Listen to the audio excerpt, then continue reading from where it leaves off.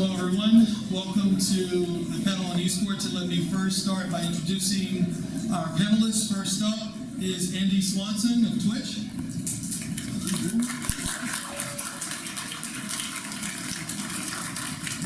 Followed by Chris Taylor of Wargaming. And last but certainly not least, Rahul Sood of Unikrn.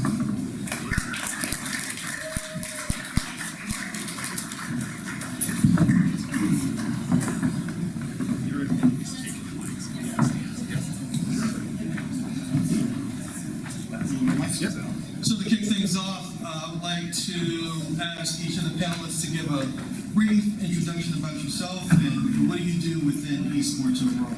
Cool. So my name is Andy Swanson. My title is eSports Evangelist at Twitch, which sounds very vague. It sounds like creative strategist, which really means nothing. My job is actually to educate people into the esports market from the business side of things. I'm not a developer, so I know a lot of you guys will be on the technical side, but from the way that it operates within a streaming ecosystem like Twitch. And I just went to my 19th E3. Hi, my name is Chris Taylor. I'm the General Manager, Creative Director of Wargaming, Seattle. Been in the business a long time. I'm going to spare you guys my history, even in brief, but sold my company, Gaspar Games, to Wargaming. We are now Wargaming Seattle. Thank you very much. Because Wargaming has a pretty big title, World of Tanks, in the esports space, I've been invited to come and share what little I know, quite honestly, about that whole world of esports. But invariably, it means that when I came into Wargaming, the title that I work on could very well be an esports title. So I've had to educate myself quite a bit in what happens in the world of esports. Thanks. Hi, my name is Rahul, and I too have been in this business for a long time on the hardware side. I actually started the first official, I guess, PC design for gaming. It was called Voodoo. I started it many years ago. Ended up selling it to Hewlett-Packard. And then I joined Microsoft, and then I left Microsoft a few years after and started Microsoft Ventures and started Unikrn. And Unikrn is, we're at the intersection of sports, video games, and gambling. It's a lot of fun. So, I like to gamble. Great, thank you all. And so what we did is survey the panel of devs to get some questions that they had about esports in general, but once again, we'll leave it wide open for you all to take these questions any direction you want. And first question up is, what does it take to build a great esports title? So for me, when I see it, because again I come from the business side, not the development side, where I see opportunity and where I see failure is oftentimes when people build a game for it to be an esport, as opposed to building a great game that has a large, robust community and people that love to play competitively with a grassroots upbringing of and esports has to be cooked into it, obviously, from a development perspective. You have to have certain functionalities cooked into it, but you can't really go in saying, I'm going to make an esport. We saw that Shoot Mania from Ubisoft was a spectacular failure in the esports space.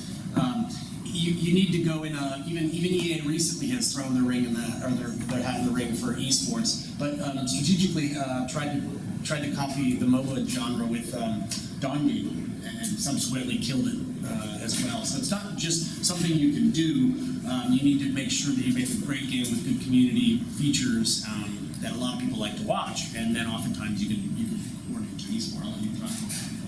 Well, it's like, imagine if someone said to you, well, there's hockey, there's basketball, there's football, we want you to come up with another one.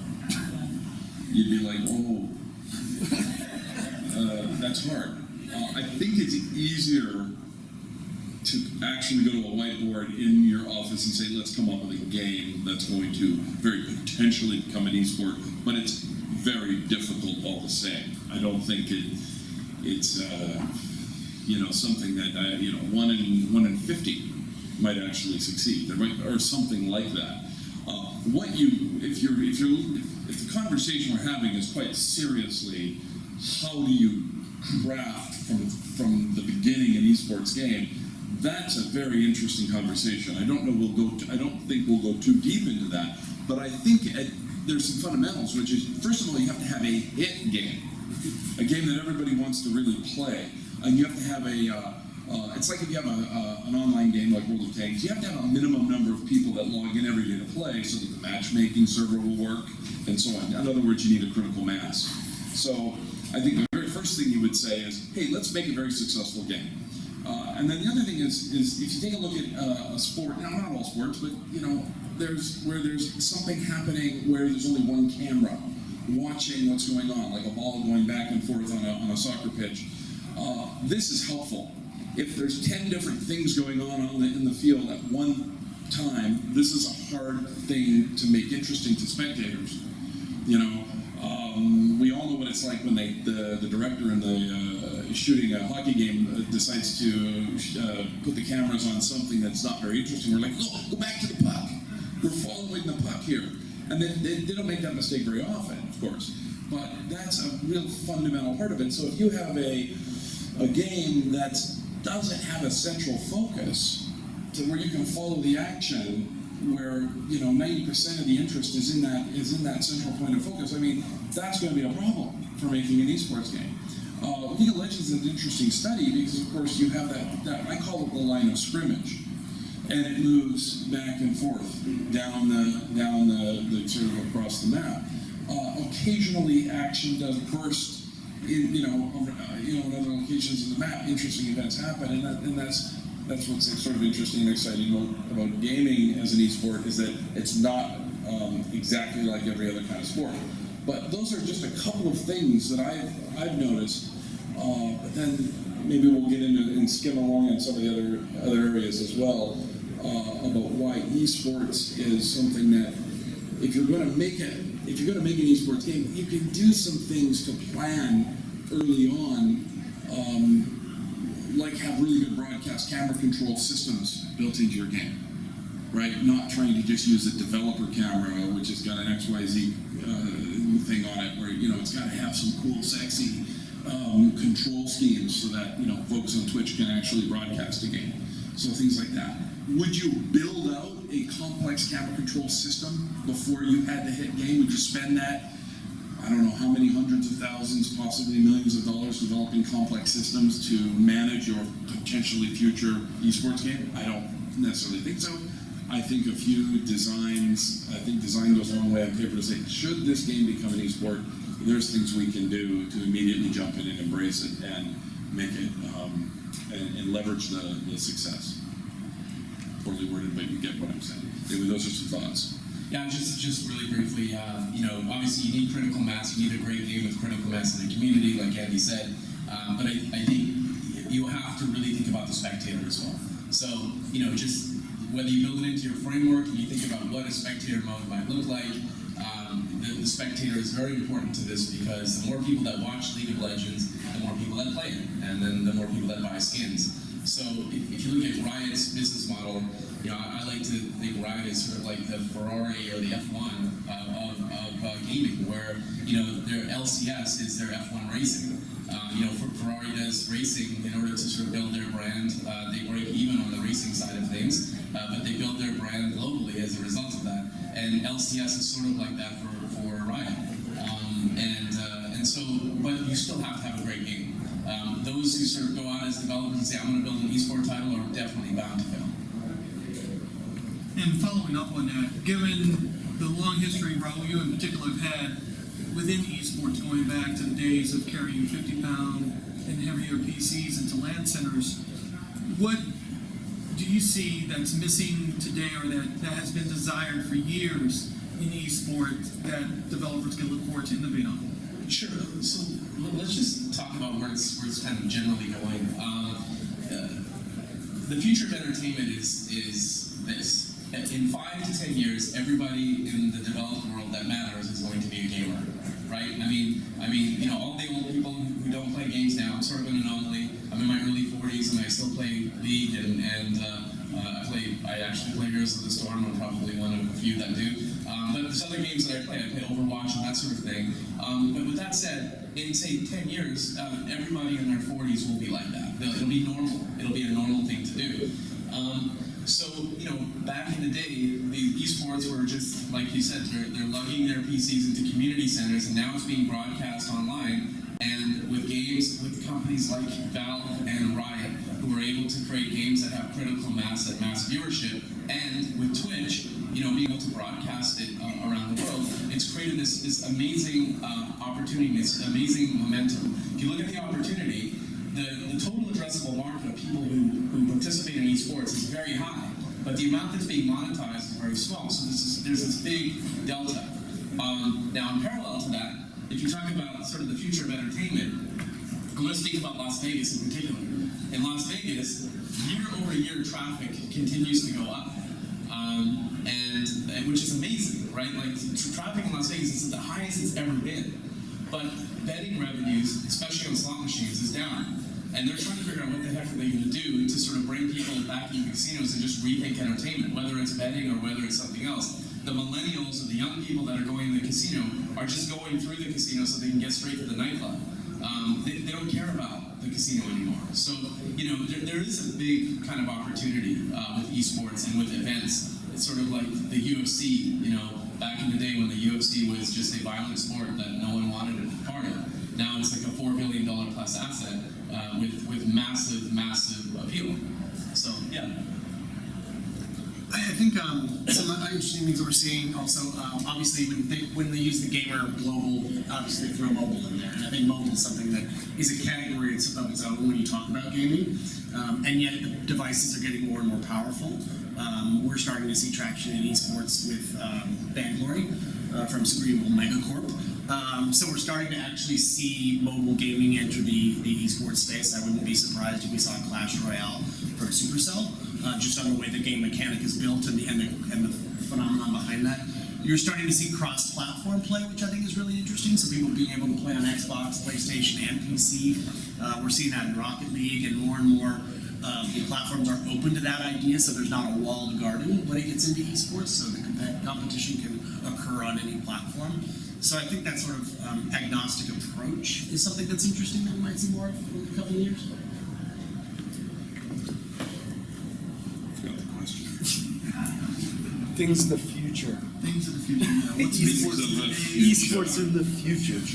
Yeah, it's a daunting. I mean, if I was sitting there fiddling around with a new game concept and I thought I had a Minecraft, or I could twist it into an esports game, I would go with the Minecraft idea first. I mean, I would and chase that. I'm actually fascinated how we operate as a game development community. The sort of the hive mind that we have, that we chase. Yeah. Why we chase so much, and why we don't take more peyote and wander the desert looking for our spirit animal.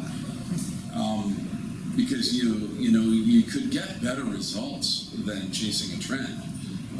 It's super fun though. You got to admit, you're completely caught up in it. Sorry, I'm taking kind of a different tack on this. I like it. I'm taking kind of I have a really manic personality, and today I'm down.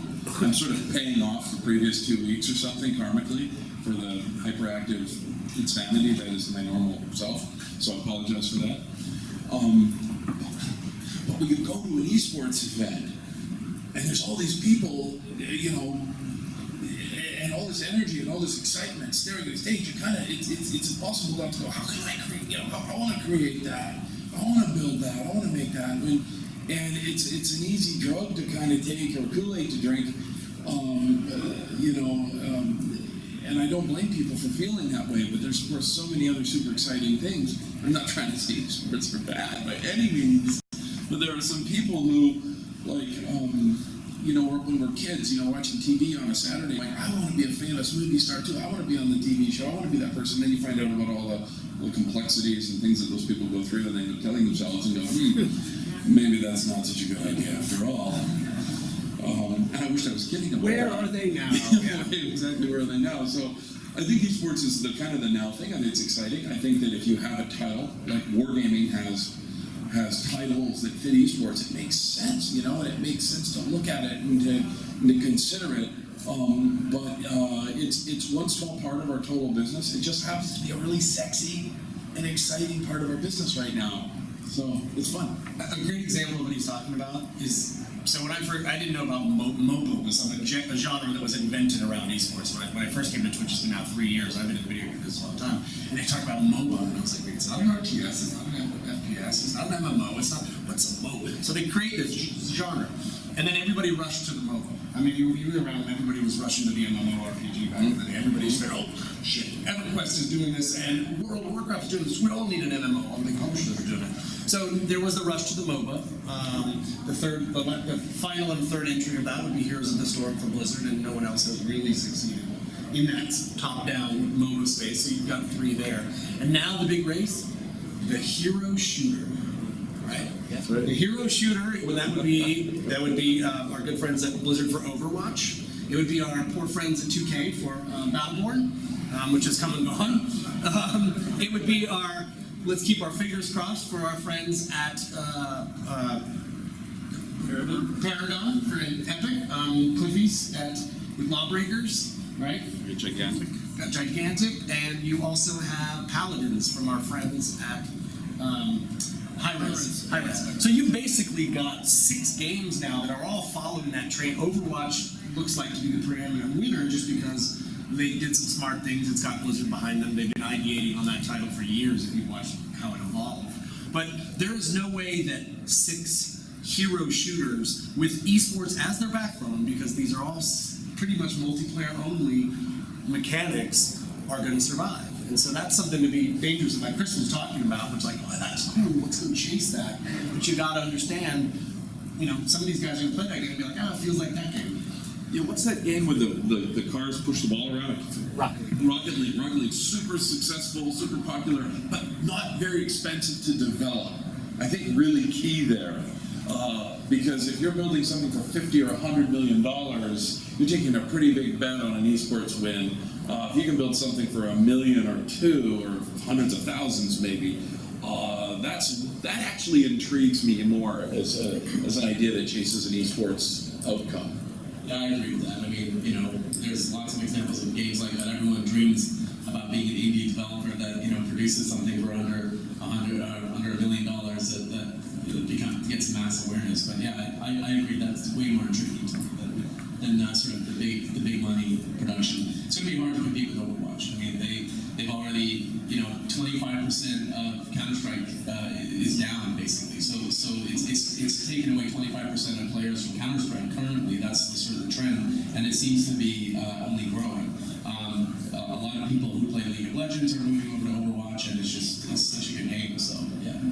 Yeah, I was going to say, I was the one old man in the room no one mentioned was Counter-Strike when we talk about just hero shooters and the popularity from esports.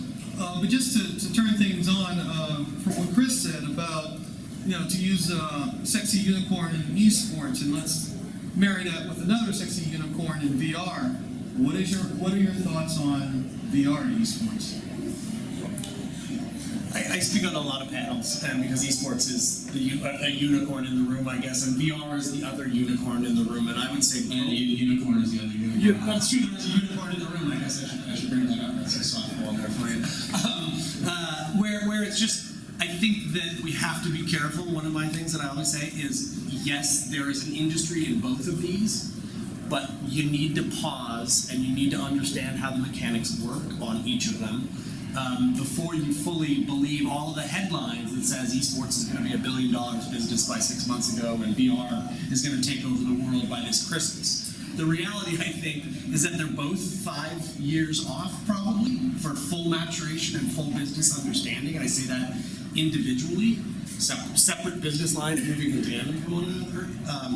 And by the time they come together and actually click, as far as the install base of VR, how the VR games will look and work and play on those platforms, as well as the maturation of esports and just its pure business model, how the revenue comes into the business and how teams are funded and how players are funded and sponsorship dollars and broadcast rights and all these things that people love to talk about. I still think that they're both off.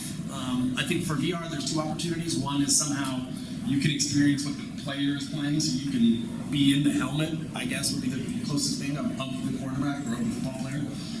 The other is being able to be at an eSports event live without actually physically being there. Yeah, I also think, I mean, as a spectator's point, that's amazing. Those are great, amazing scenarios. I mean, there's a place in, I don't know, I think it's Tukwila, I guess it is. It's South Seattle.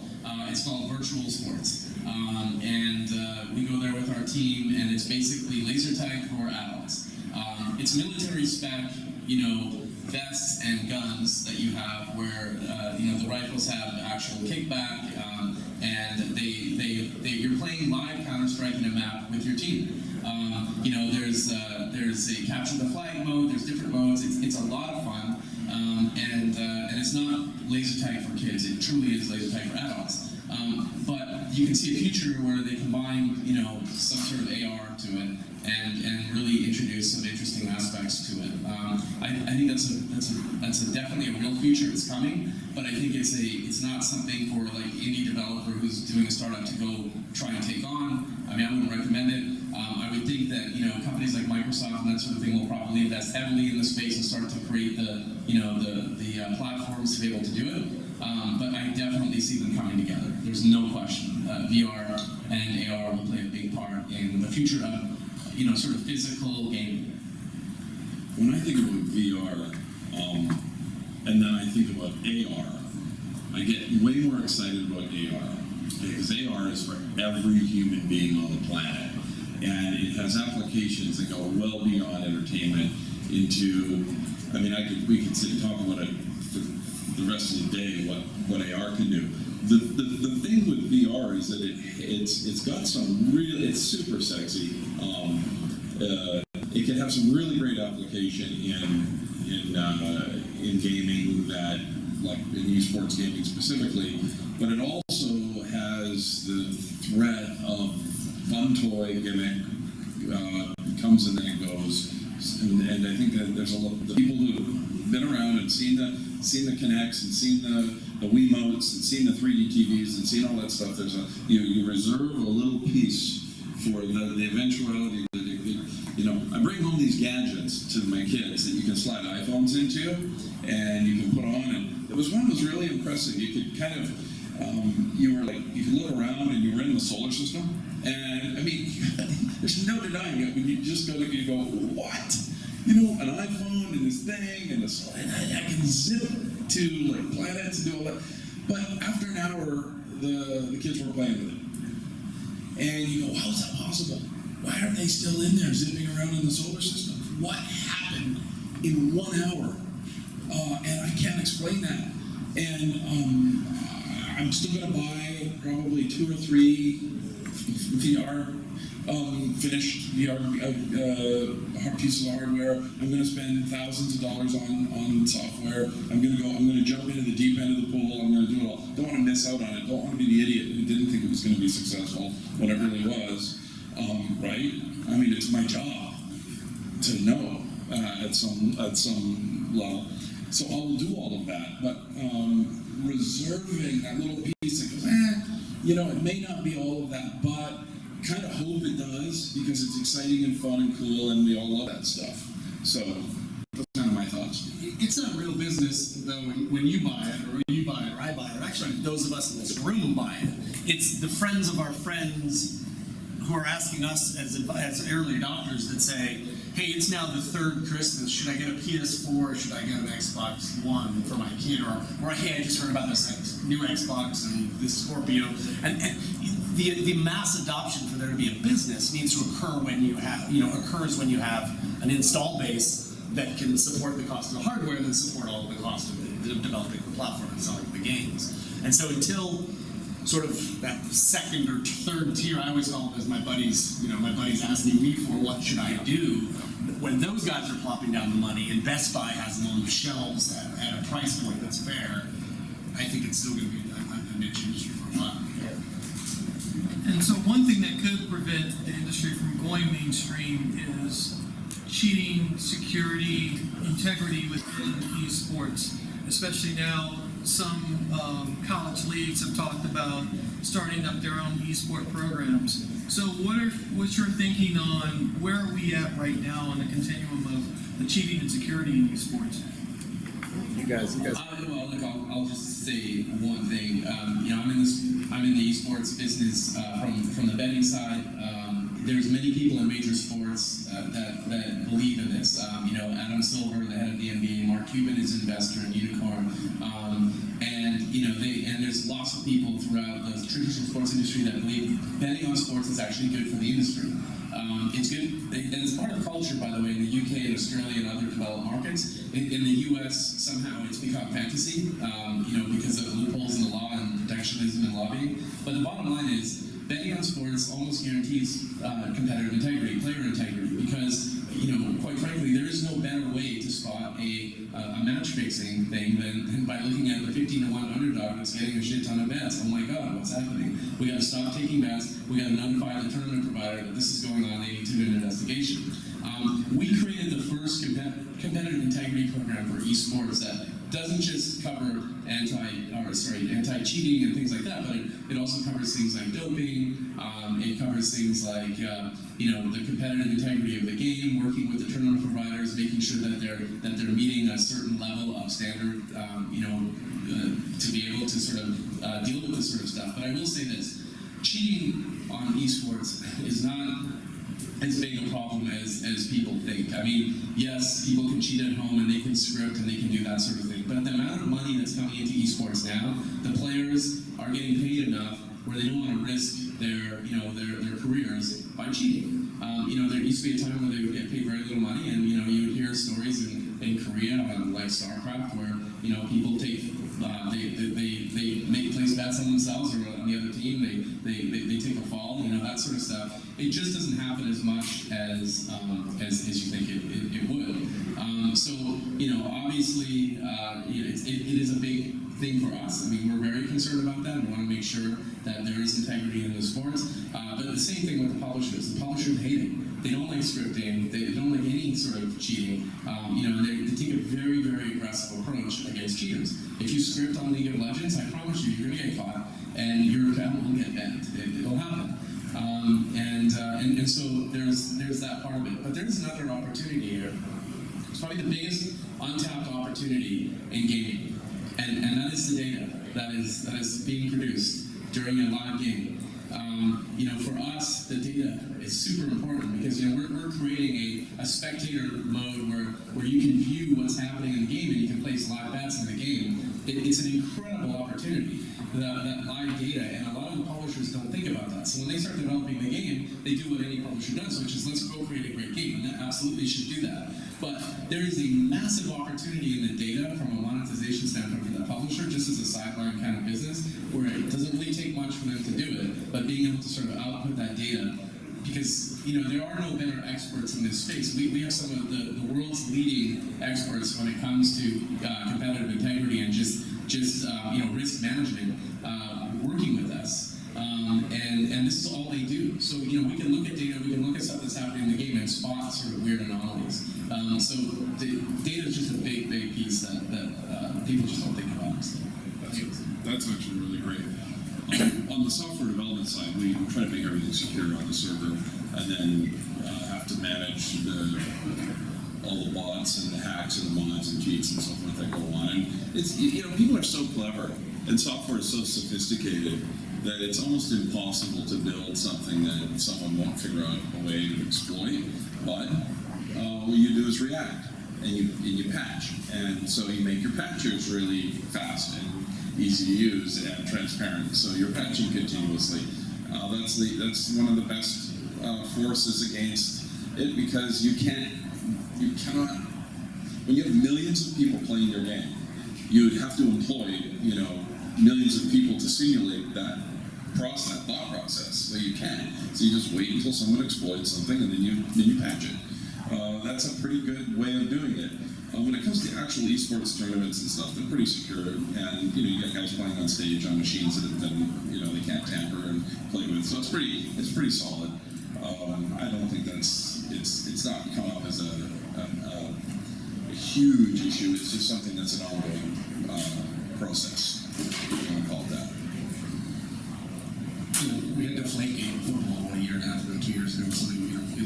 inflated football or not, whatever. Controversially, having the football Olympics. Yeah. So I would just say to this, it's it has as much a part of traditional sports that we've had, but at the upper echelons, the money is so there, is starting to be there so much. If you've never been to an esports event, I highly encourage you. If you can get to the international here at Key Arena, it's fabulous and really fun to see and unbelievable. If you ever get a chance to be backstage and see that there are referees, there are designated areas where these guys can practice. There's drug testing now in major events for Ritalin and Adderall. Because the money is coming and the sponsor dollars are coming, the seriousness of cheating and using illegal hacks is on the All right, panelists, any parting words? We're right up at the end of the panel here. Actually, oh, there you go. Should we go down on? Yeah. So for me, I fully believe in esports, and I fully believe that there is an opportunity in esports, and that there will be global growth for years to come. I also believe that there will be consolidation and organizational structures that we have yet to see, things like players associations, things like team ownership rules. I think publishers are going to have to get involved and become the official league because it is their IP. So on one side, I think our numbers and our trajectory is a little bit overinflated, but I absolutely think that there is an opportunity there. And think about things is not to think about how do you dethrone League of Legends or Dota and become the next quote-unquote NFL, but look for that opportunity to be, is there a bowling, or is there a golf, or is there a lacrosse that hasn't been exploited yet, or hasn't been made yet, that is a fun game mechanic, that has a lot of community behind it? Is that the opportunity to look at? That's good. I've been measured on my enthusiasm today, but one thing some of you know me and you know how serious I mean that. The previous gentleman who was up here with the unpronounceable name, it was awesome. Appreciate a lot of what he had to say was about PC gaming, and I will say this, all of this activity and excitement going on in PC gaming, whether it's esports, whether it's VR, whether it's all this new technological advances, and I want to comment and say, when I got into this business 28 years ago, I started working on like a 4.77 megahertz PC. I did a game called Hardball 2. And it was a sequel to a very famous game called Hardball. Thank you very much. You just want to run some ball in tanks. I know some people. People over the years, were so down on PC gaming. And I was always on the sidelines going, and very passionately, PC gaming, and the press would be, you'd read these articles, and there was one probably published within 24 months. PC gaming is dead. Who are these people who say this, who print this, who think this? Are they insane? PC gaming is not dead. It never was dead. It has been and always will be the most exciting, open ecosystem for gaming and for innovation and for doing exciting stuff, period. The mind boggles. I cannot become so lobbyist. Oh my God. Why do these people get so much press time? And we're all the people going, boo, you're nuts. You're nuts. So I'm super excited and it's great to be here. It's great to be part of the Intel event because, of course, Intel is, right there at the beginning. I studied video gaming history. It goes all the way back to the very beginning. And Intel is a foundational component of it. And it's so clear to me when I'm here and talking to you guys and talking about all the stuff. We know where it's going, but hey, we know it's going to be on a PC. It's pretty damn exciting. So, thanks. Yeah, I gotta echo those words. PC gaming is where I've been my entire life, and I completely agree. I hear that over and over again. PC gaming is dead. It's just not going to happen. PC gaming is what the foundation of esports has been built on, and it's only going to get bigger. And let me just talk about that. Esports is nascent at the moment, but with the amount of viewing hours and the reach that it has, has. The potential and the growth is definitely huge. When I go to Las Vegas and I walk through the casino and I see them trying to bring young people in the casino by changing their slot machines from pulling the bar to retheming it with Britney Spears and Pitbull, I think these guys have no idea what they're doing. Because you're still only 150-year-old people playing those slot machines. There are no young people, there inside the casinos anymore. And when you think about that, and you think about that problem just in general, the future of entertainment is an area that they just don't understand. The future of entertainment is what your kids are doing in their rooms, watching their favorite player, their LeBron James of League of Legends, for 6 hours in their own private home, playing games and interacting with them. That is the future, and that is where things are going. And in fact, regular sports, not all sports, but regular sports will soon become less relevant.